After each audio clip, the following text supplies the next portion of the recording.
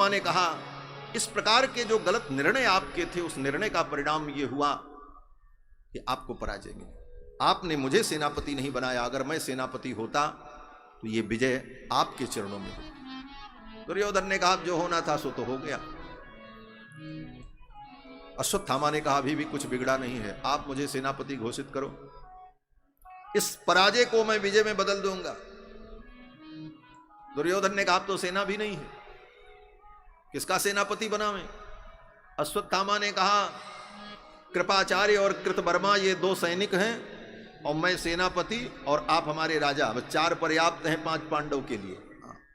5 पांडव के लिए हम 4 ही पर्याप्त हैं, 2 सैनिक और मैं सेनापति और आप मेरे राजा। आज मुझे सेनापति बना दो, मैं प्रातः काल सूर्योदय के पहले 5 पांडवों के मस्तक को काट करके आपके चरणों में रख दूं, विजय श्री आपको प्राप्त हो। मरता क्या न करता। दुर्योधन ने कहा, चलो ये भी करके देख लेते हैं। अपने शरीर के बहते हुए रक्त को लेकर के ही अश्वत्थामा के मस्तक पर तिलक कर दिया और दुर्योधन ने कहा, जाओ मैंने सेनापति घोषित कर। नीति के अनुसार, नियम के अनुसार अश्वत्थामा ने कृपाचार्य से कहा, अब आप मेरे सैनिक हैं, मैं आपका सेनापति हूं, मेरी आज्ञा का आप पालन करें, मेरे साथ चलें। कृपाचार्य और कृतवर्मा को लेकर के अश्वत्थामा पांडव के शिविर की ओर चल पड़े। भगवान श्री कृष्ण को मालूम था आज अश्वत्थामा आएगा और द्रौपदी के 5 पुत्रों का वध करेगा, और आज उनकी आयु पूर्ण हो गई। विधि का यही विधान है और इस विधान में भगवान को भी सहयोग करना था।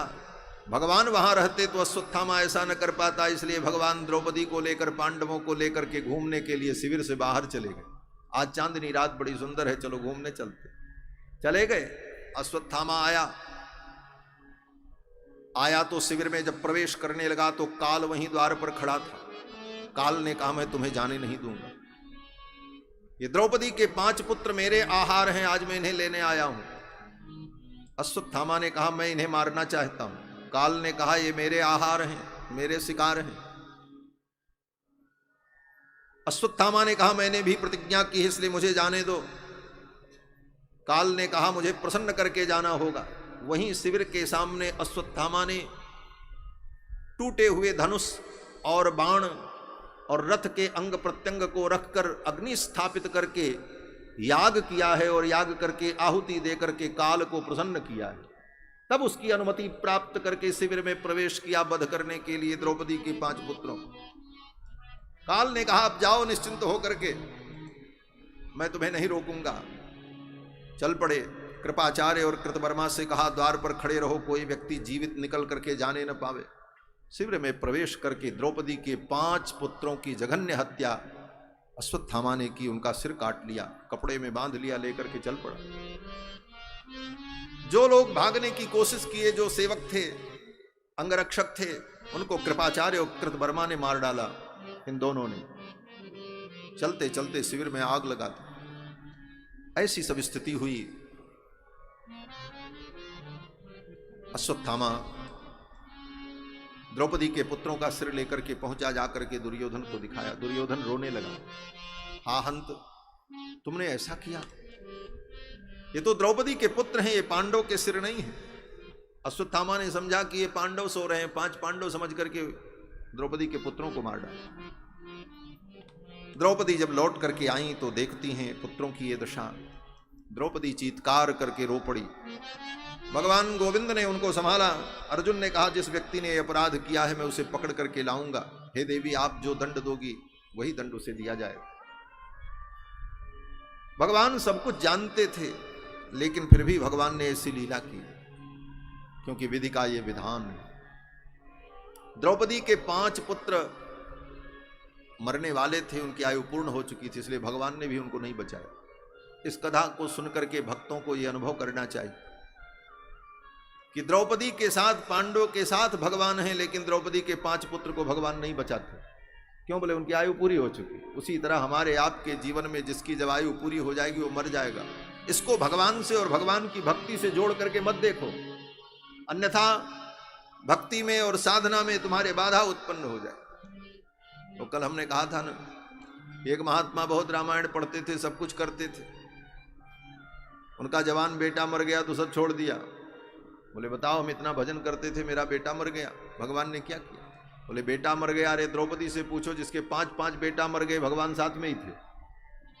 और तो और द्रौपदी की भगवान की सगी बहन सुभद्रा, सुभद्रा के पुत्र अभिमन्यु महाभारत युद्ध में मारे गए, लेकिन एक बार भी सुभद्रा जी ने भगवान से नहीं कहा कि आप मेरे बेटे को जीवित कर दो। सुभद्रा जानती हैं कि एक साक्षात ईश्वर है, कर्तुम अकर्तुम अन्यथा कर्तुम समर्थ हैं, और ऐसा काम इन्होंने किया है, अपने गुरु के मरे हुए पुत्र को जीवित किया है। द्वारिका में एक मरे हुए ब्राह्मण के पुत्र को भूमा पुरुष के यहां जाकर वहां से लेकर के आए हैं, इनके लिए असंभव नहीं है। सुभद्रा एक बार चरण पकड़ लेती, भैया मेरा एक ही बेटा था, आप इसे जीवित कर दो, तो भगवान को करना पड़ता। लेकिन सुभद्रा ने एक बार भी भगवान से नहीं कहा कि आप मेरे बेटे को जिंदा करो। सुभद्रा ने कहा कि अगर मेरे स्वामी को, प्रभु को यही स्वीकार है तो मुझे भी यही स्वीकार है, मुझे कोई आपत्ति, भगवान की यही इच्छा। इस प्रकार भगवान की इच्छा में अपनी इच्छा का लय कर देना, यही भक्ति है, यही उपासना है, यही वास्तविक सिद्धांत है। द्रौपदी चीत्कार करने लगी, रोने लगी।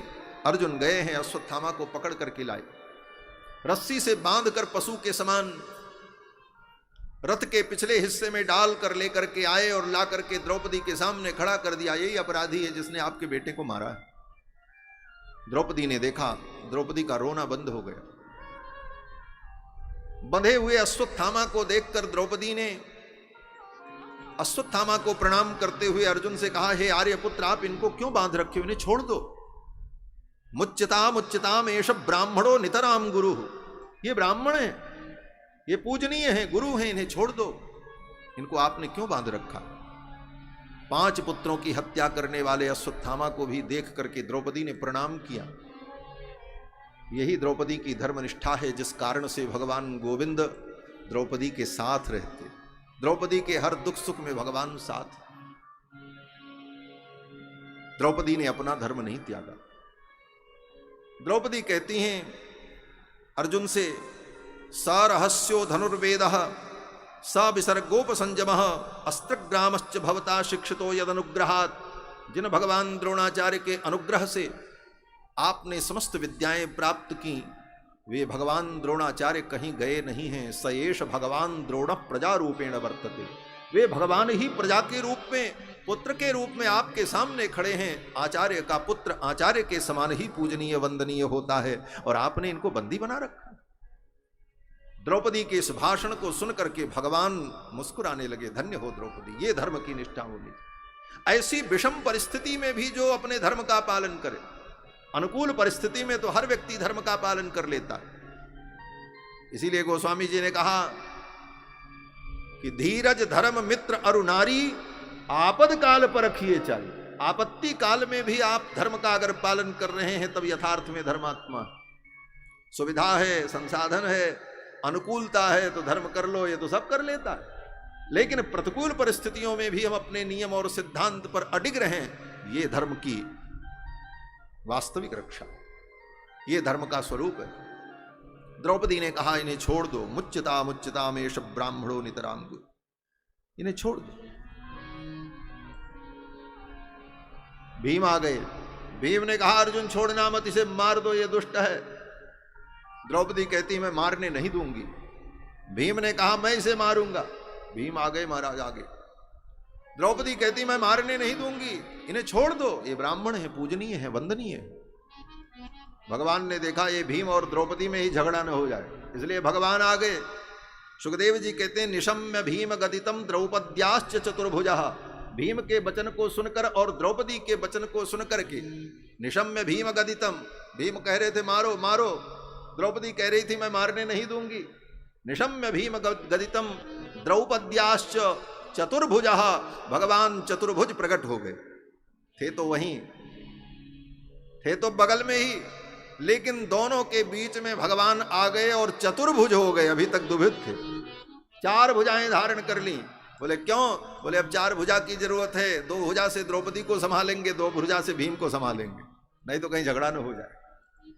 निशम्य भीम गदितम द्रौपद्याश्च चतुर्भुज आलोक्य वदनम सख्युर इदमाह हसन्निव। अर्जुन की ओर देखते हुए भगवान ने कहा, अर्जुन देखो, द्रौपदी जो कहती हैं ये भी धर्म है। ब्राह्मण अबध्य, ब्रह्मबंधुर न हंतव्य, और आतताई बधार्हण, आतताई बध का पात्र, आतताई को मार देना। आतताई कौन होते हैं? अग्निदो गरदश्चैव, जो किसी के घर में आग लगा दे, किसी को जहर पिला दे। धनहारी च सुप्तः, किसी के धन का हरण कर ले, सोते हुए व्यक्ति को मार दे, बालक की हत्या करे, स्त्री की हत्या करे, ऐसे 6 लोग षडयिते ह्यातताई न हो, ये आतताई हो। और आतताई का वध कर देना चाहिए, शास्त्र में मैंने ही कहा है, भगवान कहते। और ब्राह्मण का वध नहीं करना चाहिए, ये भी मैंने ने कहा है। ये दोनों वचन मेरे ही हैं। मयैव उभयाम नातम, ये दोनों वचन मेरे ही हैं। इसलिए अर्जुन, ये मेरे दोनों वचन सार्थक हों ऐसा कोई उपाय करो। अश्वत्थामा ब्राह्मण भी है और आतताई भी है। इस प्रकार जब भगवान ने कहा, ये भी भगवान ने कहा, देखो अर्जुन, ऐसा निर्णय लेना कि प्रियम च भीमसेनस्य पांचाल्या मह्यमेव च, ऐसा निर्णय हो जो भीमसेन को भी पसंद आवे, उनको कोई आपत्ति न हो, पांचाली द्रौपदी के अनुकूल भी हो और मेरे अनुकूल भी हो, और तुम अपनी प्रतिज्ञा का भी ख्याल रखना। अर्जुन समझ गए और अर्जुन ने अश्वत्थामा के मस्तक की मणि को निकाल लिया और अपमानित करके विदा कर दिया। ब्राह्मण का अपमान, ऐसे सम्मानित व्यक्ति का अपमान ही उसके लिए मृत्यु के तुल्य होता है। और जीवन दान दे दिया, दोनों वचनों की पूर्ति हो गई। लेकिन जाने के बाद अश्वत्थामा ने पांडव वंश को समूल नष्ट करने के लिए अभिमन्यु की विधवा पत्नी उत्तरा के गर्भ पर ब्रह्मास्त्र का प्रयोग कर दिया। भगवान द्वारिका जाने की तैयारी कर रहे थे, तब तक उत्तरा दौड़ पड़ी। उत्तरा के गर्भ में भयंकर ज्वाला उठी और उत्तरा दौड़ पड़ी। दौड़ करके आकर के उत्तरा ने भगवान के चरण को पकड़ लिया और कहा, पाहि पाहि महायोगिन देव देव जगतपते, हे जगतपति, हे महायोगिन, मेरे इस गर्भ को आप बचा लो, ये मेरा गर्भ नष्ट न हो। कामम दहतु माम नाथ मामे गर्भो निपात्यताम, मैं मर जाऊं ये मुझे स्वीकार है, लेकिन मेरा ये गर्भ बच जाए, इस गर्भ को आप बचा लो, इस गर्भ को आप बचा लो। बार बार जब उत्तरा ने कहा तो भगवान श्याम सुंदर ने कहा, देवी तुमको इस गर्भ से इतना प्रेम क्यों है? अपने से प्रेम नहीं है, कहती हूं मैं मर जाऊं लेकिन गर्भ बच जाए। जब तुम ही मर जाओगी तो ये गर्भ रह करके क्या, इस गर्भ से तुम्हें इतना प्रेम क्यों है? उत्तरा ने कहा, महाराज मुझे गर्भ से प्रेम नहीं है, मुझे संसार की किसी वस्तु से प्रेम नहीं, अपने देह शरीर से सुख से कहीं कोई प्रेम नहीं, प्रेम तो आपके चरणों में मेरा है। भगवान ने कहा, मेरे चरणों के प्रेम से इस गर्भ का क्या लेना देना? उत्तरा ने कहा, गोविंद अगर ये गर्भ नष्ट हो जाएगा तो आने वाले युग में लोग ये कहेंगे कि जिस पांडव वंश की रक्षा का संकल्प गोविंद ने लिया था, वो पांडव वंश इस पृथ्वी से सदा सदा के लिए समाप्त हो, आपके सामर्थ्य पर कलंक लग जाए। और मैं नहीं चाहती मेरे निष्कलंक कृष्ण के चरित्र पर कोई कलंक लगावे। आपका चरित्र निष्कलंक बना रहे, मैं ये चाहती हूं आने वाले युगों में लोग आपकी महिमा का वर्णन करें। इसलिए हे गोविंद इस गर्भ को बचा लो। भगवान ने कहा, मैं तेरे गर्भ में कैसे आऊं? तेरे गर्भ का स्पर्श करने का, तेरे गर्भ में प्रविष्ट होने का यह अधिकार मुझे कहां है? तेरा स्पर्श तो तेरा पति कर सकता है। उत्तरा ने पहले ही कह दिया कि पाहि पाहि महायोगिन देव देव जगतपते, आप जगतपति हो, सारी दुनिया के पति हो। पतिम विश्वस्यात्मेश्वरम, ये श्रुति कहती है, सारे विश्व के आप पति हो। और ऐसे वैसे पति नहीं, परम प्रिय पति हो। प्रियाणाम त्वा प्रियपतिम हवामहे, वेद कहता है ना, प्रियाणाम त्वा प्रियपतिम, आप परम प्रिय पति हैं। और जिस दिन कन्यादान होता है उस दिन पिता यही कहता है, विष्णु स्वरूपाय वराय लक्ष्मी स्वरूपिणी इमाम कन्याम तोभ्यमहम संप्रददे, इस कन्या का मैं तुम्हें दान करता हूं। तो जिस दिन विवाह होता है उसी दिन बता दिया जाता, पति के अंदर भगवान का दर्शन करो, भगवान ही परम पति हैं। तो आप तो मेरे परम पति हो, आपके लिए कोई आपत्ति। भगवान ने कहा मैं कैसे आऊं? बोले आप योगी हो, योगी के लिए कुछ असंभव नहीं। योगी भी कुछ कर सकता है अपने योग बल से, योगी के लिए कुछ असंभव नहीं है। इसलिए पाहि पाहि महायोगिन देव देव जगतपते, आप आओ मेरे इस गर्भ को बचा लो। भगवान ने सूक्ष्म रूप धारण किया और उत्तरा के गर्भ में प्रविष्ट हो गए। जाकर के उस गर्भ को पुनर्जीवित किया और वही गर्भस्थ बालक जो है महाराज परीक्षित।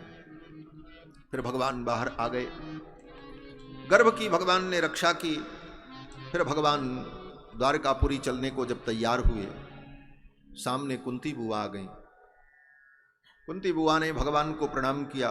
कृष्णाय वासुदेवाय देवकी नंदनाय च नंद गोप कुमाराय गोविंदाय नमो नमः।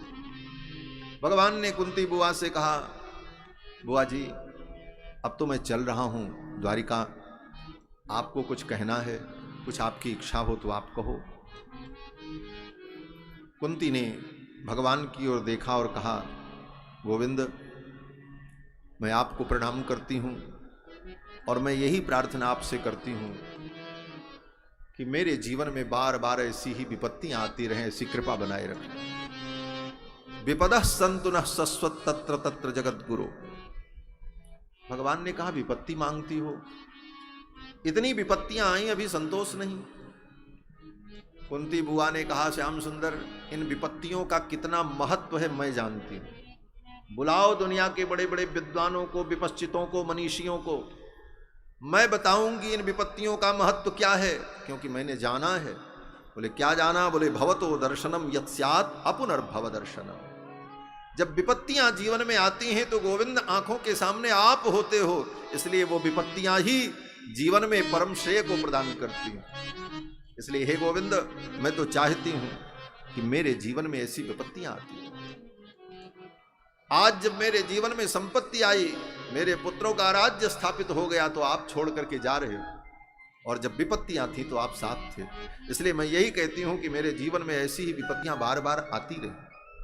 बाकी सुख समृद्धि, योग्यता, विद्वत्ता, जन्म, ऐश्वर्य, ये तो व्यक्ति के अहंकार को बढ़ाता है। और जब अहंकार आता है तो आप चले जाते हो। आप तो उसके पास आते हो जिसके पास कुछ नहीं होता। नमो अकिंचन वित्ताय, आप अकिंचनों के धन हो, जिसके पास कुछ नहीं उसके पास भगवान। और जिनके पास कुछ है और उस कुछ होने का उसके पास अभिमान है, बोले तब ठाकुर नहीं आते। ठाकुर कहते हैं मैं तो अकिंचनों का धन हूं। कुंती कहती नमो अकिंचन वित्ताय निवृत्त गुणवृत्तये आत्मा रामाय शांताय कैवल्य पतये नमः। कुंती बुआ ने कहा, हे प्रभु मैंने आपकी लीला जानी है, देखा है। वृंदावन में आपकी उन लीलाओं को भी हमने देखा है। गोकुल में यशोदा रानी जब आपको डांटती, आपका ताड़न करती, तो आपके आंखों से अश्रुबिंद गिरते, आंखों में लगे हुए कज्जल आपके कपोल पर फैल जाते, और आपके उस भोरे मुखमंडल को देखकर मुझे अनुभव होता, आहा क्या लीला है गोविंद। भगवान की उन बाल लीलाओं का कुंती जी ने यहां दर्शन किया। वक्त्रम निनीय भव भावनया स्थितस्य सामाम विमोहयति भीरपि यद बिभेति। जिसके भय से भय भी डरता है, ऐसे कृष्ण को यशोदा रानी से डरते देख करके यशोदा रानी कुंती कहती हैं कि प्रभु आपकी लीला कितनी विचित्र है, बड़े बड़े ज्ञानियों को भी मोह में डाल देने वाली है।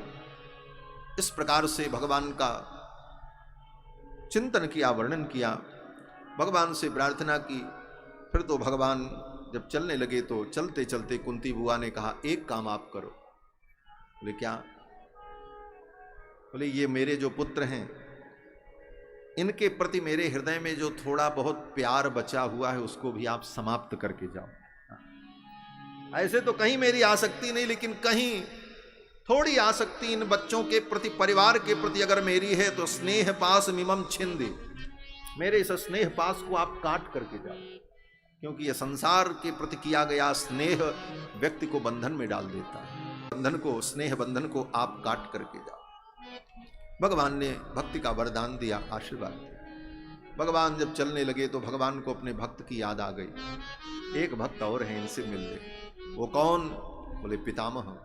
युद्ध के मैदान में सरसैया पर पड़े हैं, उत्तरायण की प्रतीक्षा कर रहे हैं, उत्तरायण हो जाए तो मैं अपने प्राणों का त्याग करूं। भगवान पांडवों को लेकर के वहां पहुंचे और भीष्म पितामह को दर्शन देने के लिए पितामह ने भगवान को देखा, सरसैया पर पड़े पड़े मानसिक प्रणाम निवेदन किया।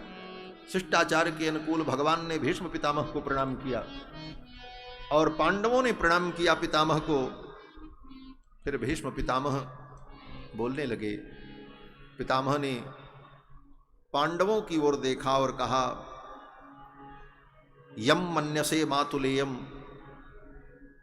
प्रियम मित्रम सुहृत्तमम अकरोह सचिवम दूतम सौहृदादथ सारथिम। जिनको तुम लोगों ने अपना मातुलेय समझा, मामा का बेटा समझा, यम मन्यसे मातुलेयम प्रियम मित्रम सुहृत्तमम, जिनको अपना प्रिय मित्र सुहृत्तम समझा, ये कौन है? इस भ्रम में मत रहना कि ये तुम्हारे मामा के लड़के हैं इसलिए तुम्हारे ही हैं, ये तुम्हारे प्रिय हैं इसलिए तुम्हारे हैं, ये तुम्हारे सुहृद हैं इसलिए तुम्हारे हैं। ये केवल तुम्हारे नहीं, ये सबके हैं। सर्वात्मनः समदृशो, ये समदर्शी, ये सर्वात्मा है, ये किसी के बंधे नहीं, ये केवल तुम्हारे ही नहीं है, हमारे भी। माने ये अभिमान है भीष्म पितामह का। भीष्म पितामह कहते हैं इस भ्रम में मत रहना कि केवल तुम्हारे हैं और तुम्हारा ही पक्ष लेने वाले हैं, ये मुझ जैसे अपराधी का भी पक्ष लेने वाले हैं, इसीलिए मेरे ऊपर कृपा करने के लिए यहाँ आए। सर्वात्मनः समदृशः, ये समदर्शी। अगर इनके अंदर समदर्शित्व न होता तो मुझे दर्शन देने आते, मेरे ऊपर कृपा करने आते। ये समदर्शी है। ऐसे तो मेरे अंदर कोई योग्यता नहीं है कि ये मुझे दर्शन देते। मैंने इनके लिए कुछ नहीं किया, मैं इनके लिए कुछ कर नहीं सका, एक छोटी सी इनकी बात भी मैं नहीं कर सका, मनवा सका, मान सका। और तो और युद्ध के मैदान में मैंने इनके ऊपर कितने अस्त्र शस्त्र चलाए।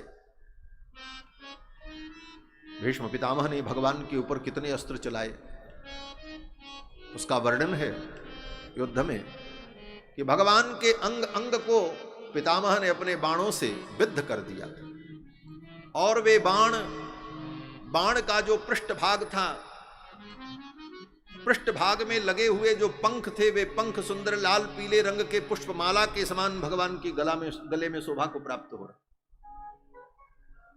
भीष्म पितामह ने कहा कि मैंने इनकी एक बात नहीं मानी। युद्ध के मैदान में इनके ऊपर कितने अस्त्र शस्त्र चलाए, लेकिन फिर भी मुझ जैसे निर्दयी के ऊपर दया करके कृपालु गोविंद आए। ये सर्वात्मा है, समदर्शी। और हे गोविंद, अब थोड़ी देर आप मेरी प्रतीक्षा करो, आप मेरी प्रतीक्षा करो। कब तक? बोले जब तक मैं अपने प्राणों का त्याग न कर दूं।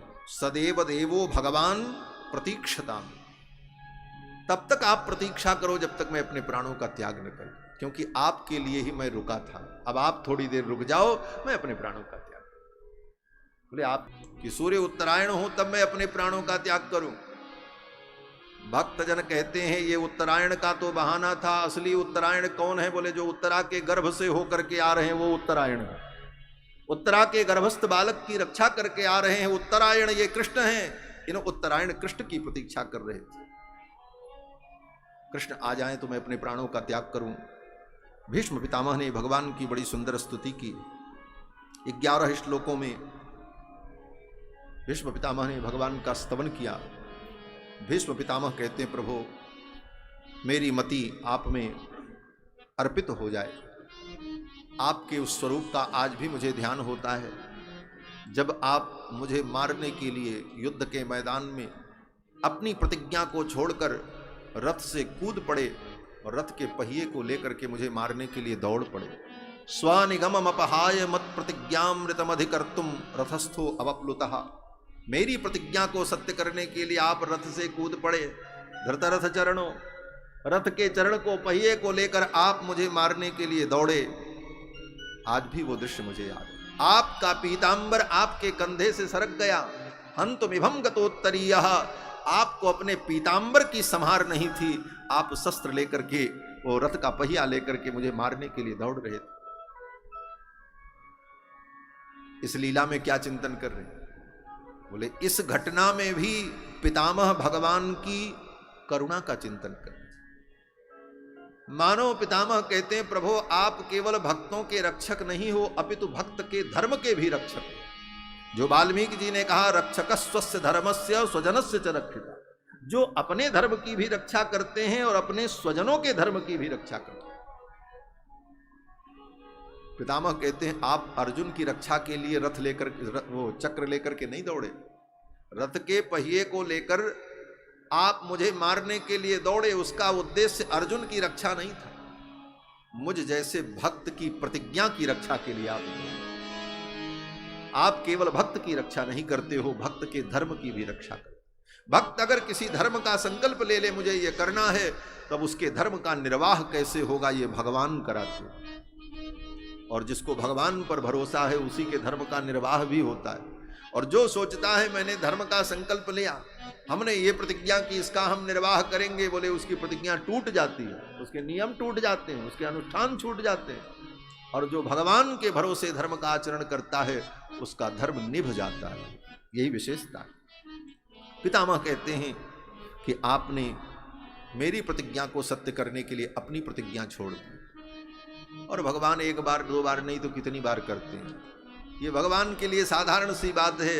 अपना मान भले टल जाए पर भक्त का मान न टलते देखा। अपना मान टले टल जाए, भक्त का मान न टलते देखा, भक्त का मान न टलते देखा। प्रबल प्रेम के पाले पढ़कर, प्रबल प्रेम के पाले पढ़कर, प्रभु को नियम बदलते देखा, प्रभु को नियम बदलते देखा। जिनकी केवल कृपा दृष्टि से सकल सृष्टि को पलते, गोकुल के गोरस पर सौ सौ बार मचलते देखा, सौ सौ बार मचलते देखा।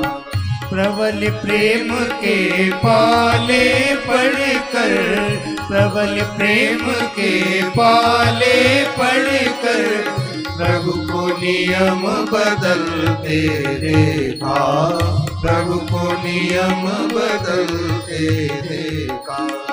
जिनके चरण कमल कमला के करतल से न निकलते देखा, जिनके चरण कमल कमला के करतल से न निकलते देखा, उनको ब्रज करील कुंजों में, उनको ब्रज करील कुंजों में, कंटक पथ पर चलते देखा, कंटक पथ पर चलते देखा। प्रबल प्रेम के पाले पढ़कर, प्रबल प्रेम के पाले पढ़कर, प्रभु को नियम बदलते देखा, प्रभु को नियम बदलते देखा। जिनका ध्यान बिरंची संभूषण तादिक से न संभलते देखा, जिनका ध्यान। इसी बात को श्री यामुनाचार्य स्वामी जी महाराज कहते हैं, विधि शिव शनकात देर ध्यातुम अत्यंत दूरम, विधि शिव शनकात देर ध्यातुम अत्यंत दूरम। जिनका ध्यान बिरंची संभूषण तादिक से न संभलते देखा, उनको ग्वाल सखा मंडल में, उनको ग्वाल सखा मंडल में लेकर गेंद उछलते देखा, लेकर गेंद उछलते देखा। प्रबल प्रेम के पाले पड़कर, प्रबल प्रेम के पाले पड़कर प्रभु को नियम बदलते देखा, प्रभु को नियम बदलते देखा। जिनकी पत्र त्रिकुट के भय से सागर सप्त उबलते देखा, जिनकी पत्र त्रिकुट के भय से सागर सप्त उबलते देखा। उनको ही यशोदा के भय से, उनको ही यशोदा के भय से अश्रुबिंदु दृग ढलते देखा, अश्रुबिंदु दृग ढलते देखा। प्रबल प्रेम के पाले पड़कर, प्रबल प्रेम के पाले पड़कर प्रभु को नियम बदलते देखा, प्रभु को नियम बदलते देखा। प्रभु का मान टले टल जाए, प्रभु का मान टले टल जाए भक्त का मान न टलते देखा, भक्त का मान न टलते देखा। प्रभु को नियम बदलते देखा, प्रभु को नियम बदलते देखा। ये भगवान की करुणा, ये भगवान अपने भक्तों की प्रतिज्ञा के लिए, नियम के लिए अपने नियम छोड़ देते। नियम ही नहीं, अपने भक्तों के लिए कुछ भी भगवान करने को तैयार हैं, भले उनका अपयश ही क्यों न हो जाए। गोस्वामी जी ने तो यहां तक कहा, तिनहि लाग धरि देह करऊं सब डरऊं न सुयस नशाओ। कहते हैं हमारा सुयस नष्ट हो जाए, लेकिन अपने भक्तों के लिए भगवान सब कुछ करते हैं। तिनहि लाग धरि देह करऊं सब करते हैं भगवान, क्या नहीं किया। ये अनुभव करना हो तो पूरी भक्तमाल पढ़िए। भक्तमाल में क्या क्या ठाकुर के चरित्र में, भक्त के लिए लुगाई बन गए, नौकर बन गए, गंदगी साफ की, क्या नहीं किया भगवान ने। तिनहि लाग धरि देह करऊं सब किया ठाकुर ने। ये भगवान की भक्तवत्सलता है। बंधुओं, कृष्ण एवं भगवती मनोवाग दृष्टि वृत्ति भी, अपने मन को, अपनी वाणी को, अपनी दृष्टि को भगवान कृष्ण में लगाकर आत्मन्यात्मानमेव वेश्य सोन्तः श्वास उपारमत। अब भगवान में ही अपने आत्मा को, बुद्धि को, मन को, सबको समर्पित करके पितामह ने अंतिम श्वास ली। सोन्तः श्वास उपारमत, उनकी श्वास बंद हो गई, आंखें बंद हो गई। भगवान का दर्शन करते हुए, भगवान के स्वरूप का दर्शन करते हुए, नामोच्चारण करते हुए। महाभारत में तो और भी कथा, भगवान के 1000 नाम का उच्चारण किया पितामह। बाण सैया पर पड़े पड़े भगवान के 1000 नाम का उच्चारण किया। एक नाम मुंह में आ जाए, इसके लिए बड़े बड़े जोगी तरसते हैं। जन्म जन्म मुनि जतन कराही अंतरान मुस्कुरा रहे हैं। बोले अपने मुस्कुराहट से, अपने दिव्य दर्शन के द्वारा भीष्म पितामह के सारे दुख का शोषण कर रहे हैं। हरिर हरति पापा, हरिर हरति दुखानी, सारे दुख पाप का मानो हरण कर रहे हैं। पितामह के सामने भगवान खड़े और पितामह ने नेत्र बंद किया, भगवान के 1000 नाम का उच्चारण कर और अपने चरित्र से उपदेश दिया, यही परम धर्म है, इससे बड़ा कोई धर्म नहीं। इसीलिए विष्णु सहस्रनाम की पूर्व पीठिका में युधिष्ठिर ने जब पूछा तो भीष्म पितामह यही कहते हैं, एष मे सर्वधर्माणाम धर्मोऽधिगतमो मता यद्भक्त्या पुंडरीकाक्षं स्तवैरर्चे नरः सदा।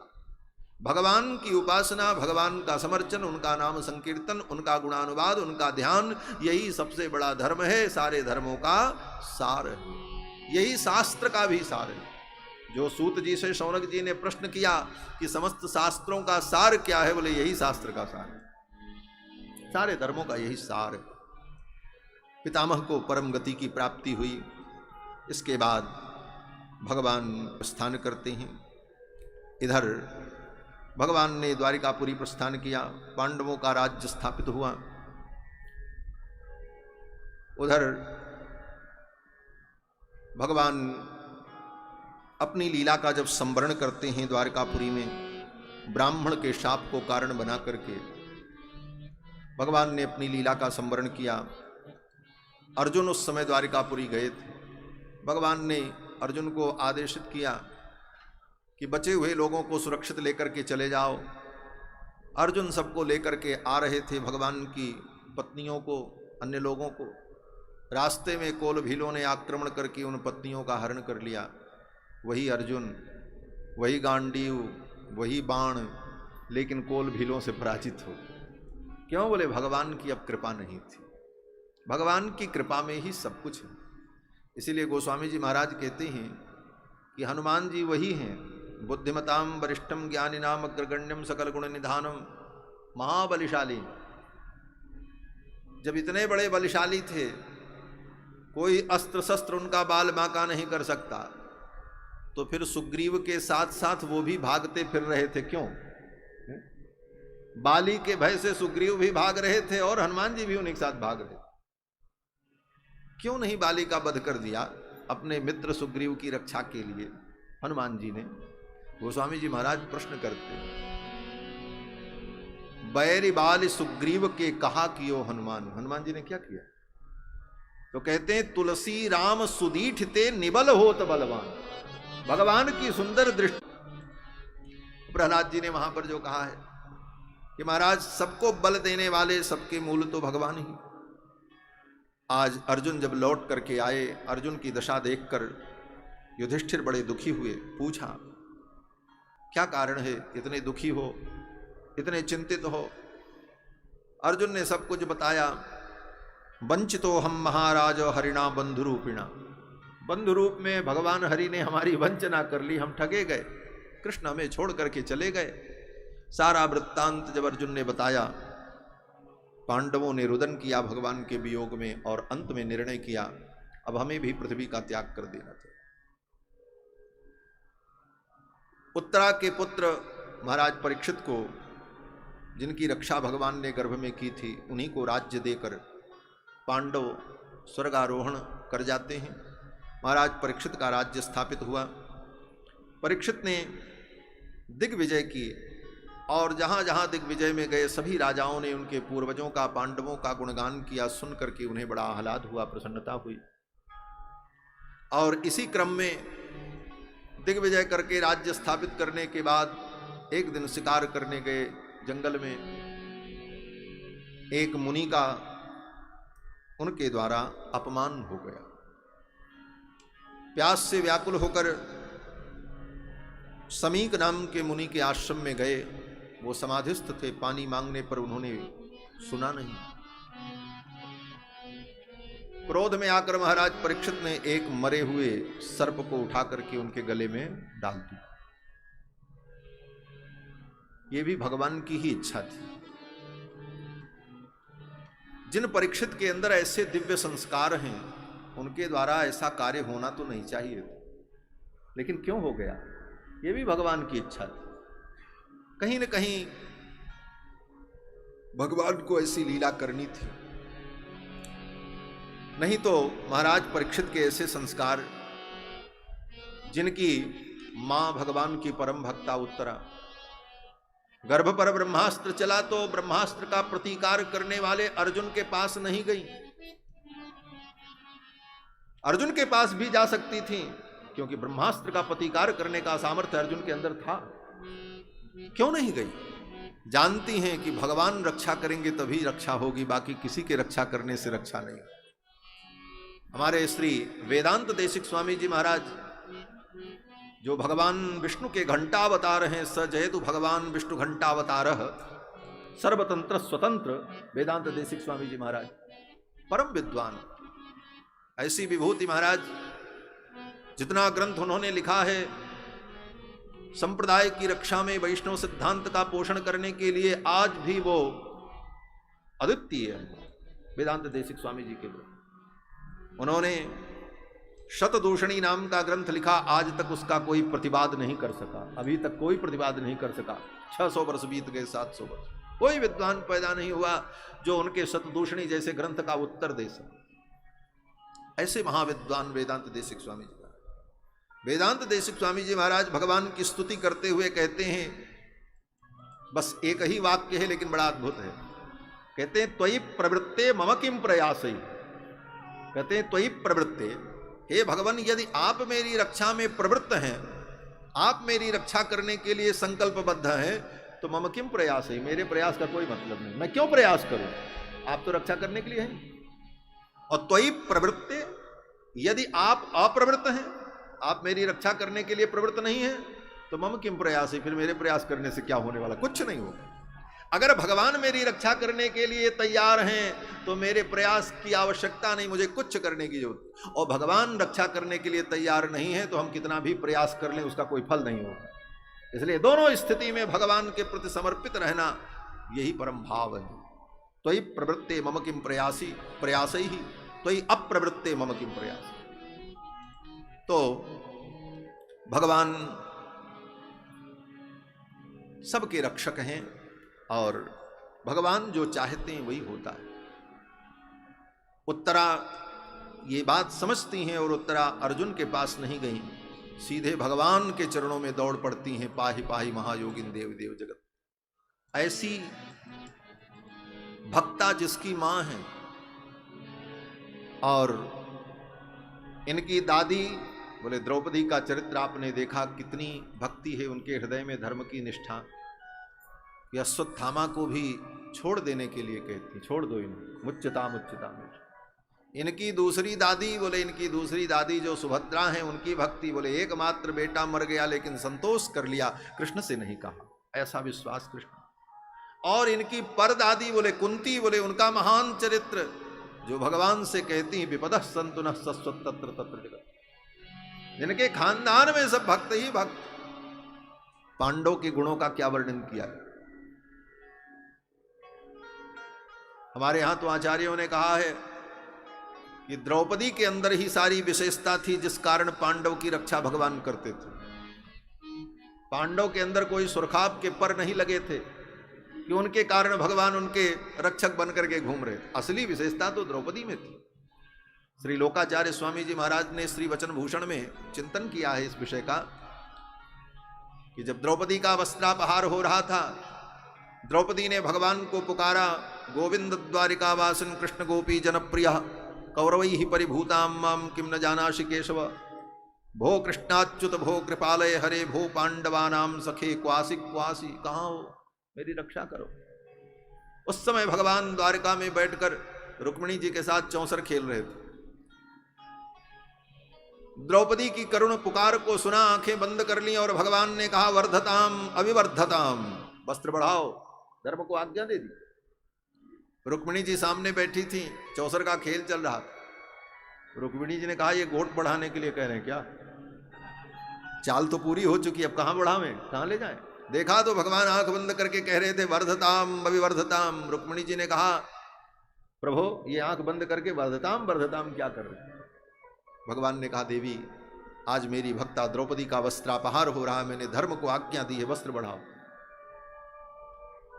जो रक्षा करे उसको पति कहते हैं, और ये 5-5 पति, और उसके बाद द्रौपदी की ये दशा। इतने बड़े बड़े वीर, वो भी साधारण पति नहीं। इतना सुनते ही तो भगवान को क्रोध आ गया। भगवान ने कहा देवी आप ठीक कहती हो, सबसे बड़े अपराधी ये पांडव, ये इस अपराध को देख रहे हैं। द्रौपदी का वस्त्रापहार हो रहा और ये दर्शक बने। पहले तो मैं इनका वध करूंगा, उन दुष्टों का संहार तो मैं बाद में करूंगा। भगवान ने अपना सुदर्शन चक्र भेज दिया, बोले जाओ 5 पांडवों के मस्तक को काट करके ले आओ। सुदर्शन को आदेश दे दिया भगवान। सुदर्शन चल पड़े, जाज्वल्यमान सुदर्शन चक्र जब चल पड़े तो रुक्मिणी ने कहा रे सुदर्शन रुक जाओ। भगवान ने कहा देवी मेरी आज्ञा में ये विक्षेप पैदा करना आप सुदर्शन को क्यों रोक रही हैं। रुक्मिणी जी ने कहा प्रभु आप अगर ऐसा करेगा तो सारी सृष्टि समाप्त हो जाएगी। मैं होश में हूं और जो कर रहा हूं सोच समझ करके कर रहा हूं। रुक्मिणी जी ने कहा एक बात मेरी भी सुन लो। आपने सुदर्शन को आदेश दिया है पांडव के मस्तक को काट लो। जिस द्रौपदी के प्रेम में, जिस भक्ता द्रौपदी के लिए आप इतने व्याकुल हो, उसकी रक्षा के लिए और उसके सम्मान के लिए, ये द्रौपदी को विधवा बना दो। सुदर्शन जाओ, पांचों पांडवों के मस्तक को काट करके ले आओ, दे दो इन्हें, इनको संतोष हो जाए। भगवान चौंक गए। भगवान ने कहा सुदर्शन रुक जाओ, देवी ठीक कहती। इस कथा का स्मरण करते हुए श्री लोकाचार्य स्वामी जी महाराज कहते हैं, पांडवानाम निरसन प्राप्त, वो तो निरसन को प्राप्त थे, लेकिन द्रौपदी मंगल सूत्रार्थम, द्रौपदी के मंगल सूत्र की रक्षा के लिए भगवान ने पांडव को बचाया, नहीं तो भगवान ही मार देते हैं। द्रौपदी के मंगल सूत्र के लिए भगवान ने पांडव की रक्षा की। भगवान ने कहा रुक्मिणी जी से, देवी आपने तो बड़ी कृपा की, नहीं तो आज तो अनर्थ हो जाता। भगवान मुस्कुराने लगे। भगवान ने कहा, देवी इसीलिए जिस अवतार में आप साथ में नहीं होती हो, उस अवतार में हमको कोई पूछता ही नहीं। श्री जी भगवान के साथ न हो तो उस भगवान की कोई उपासना नहीं करता। कल ये प्रसंग आया था। तो श्री जी के बिना भगवान तो अधूरे हैं, और श्री जी के बिना भगवान की करुणा का कोई जीव अनुभव ही नहीं कर सकता। श्री जी तो परम करुणामयी, श्री जी के द्वारा ही भगवान करुणा करने के लिए, कृपा करने के लिए उद्यत होते हैं, अन्यथा तो वो सारी सृष्टि को समाप्त कर। जब तक श्री जी पुरस्कार न करें, कोई आचार्य पुरस्कार न करें, तब तक भगवान की करुणा का कोई पात्र नहीं हो पाता। वे महाराज परीक्षित ऐसा कैसे कर सकते हैं कि एक महात्मा के गले में, एक महात्मा के गले में मृत सर्प डाल दिया। लेकिन ये भावी थी। भावी जो होती है, देखो भावी भी तीन प्रकार की होती है। एक भावी तो भगवान के संकल्प रूप होती, भगवान जो चाहे वो होगा। एक हमारे कर्मों का परिणाम होगा।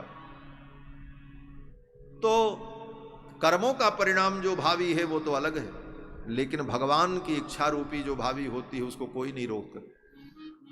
कर्मों के परिणाम स्वरूप जो भावी है उसे तो बदला भी जा सकता है। कर्मों के परिणाम स्वरूप जो भावी है उसको तो कोई मिटा भी सकता है।